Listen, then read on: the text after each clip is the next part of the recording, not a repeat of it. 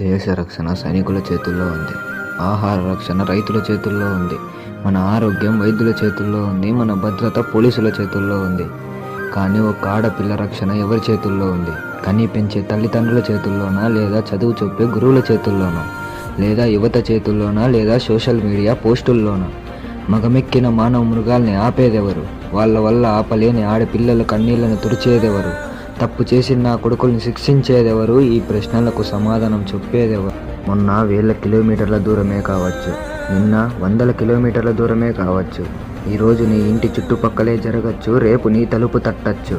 తప్పు జరిగే ముందు ఎవరు ఊహించలేం, జరిగాక దాన్ని మార్చలేం, బాధపడడం తప్ప ఇంకేం చేయలేం. చివరికి మీ అందరికీ నేనేం చెప్పాలనుకుంటున్నానంటే, చిన్న పిల్లల నుంచి వయసు అయిపోయి మంచాన పడిన ముసలవ్వల వరకు ఎవరిని వదలని కామంతో కళ్ళు మూసుకుపోయిన రాక్షసులు బ్రతుకుతున్న కాలంలో బ్రతుకుతున్నాం మనం. ప్రతి ఒక్క మహిళ ఇలాంటి రాక్షసులను తమ జీవితంలో ఎదుర్కొనే ఉంటుంది, లేదా ఎదుర్కోవచ్చు. ఇలాంటి తప్పులు జరుగుతున్నప్పుడు మీతో ఎవరైనా ఉండొచ్చు, ఉండకపోవచ్చు, కానీ వాటిని ఎదుర్కొనే బాధ్యత మీదే. మీకు మీరే పోరాడండి, గెలవండి. అప్పటి వరకు నువ్వు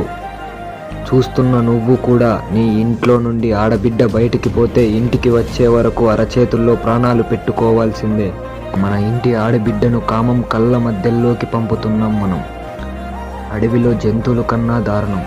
ఈరోజు ఆడ జరిగింది, రేపు మీ ఇంట్లో జరగదన్న నమ్మకం లేదు. జై హింద్.